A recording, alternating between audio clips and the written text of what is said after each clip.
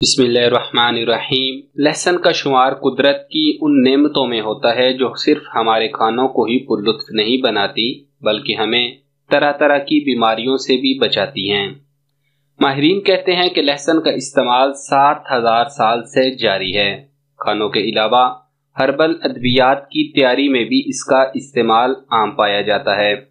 Website speaking tree की report के मुताबिक लहसुन का इस्तेमाल दर्जनों इकसाम की बीमारियों के खिलाफ तहफ़्फ़ुज़ फराहम करता है और ख़ुसूसन दौरान खून के लिए बहुत मुफीद है, क्योंकि ये बंद शरियानों को खोलने के लिए अक्सीर की हैसियत रखता है।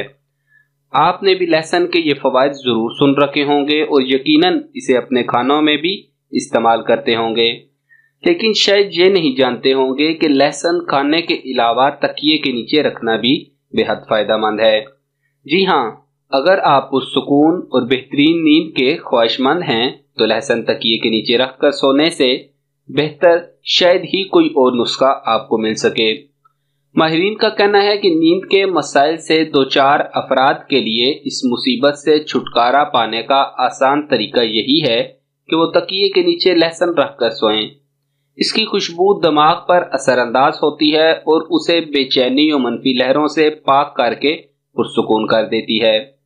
तो अगर आप भी नींद की खराबी के मसाइल से दो चार हैं या अपनी मामूल की नींद को मजीद पुरसुकून बनाना चाहते हैं तो लहसुन का एक टुकड़ा छिलके समेत तकिए के नीचे रखकर सोएं और फिर इसका कमाल देखें। जिन नए भाइयों ने अभी तक हमारा चैनल सब्सक्राइब नहीं किया वो हमारा चैनल सब्सक्राइब कर लें और घंटी का बटन दबाना मत भूलिएगा।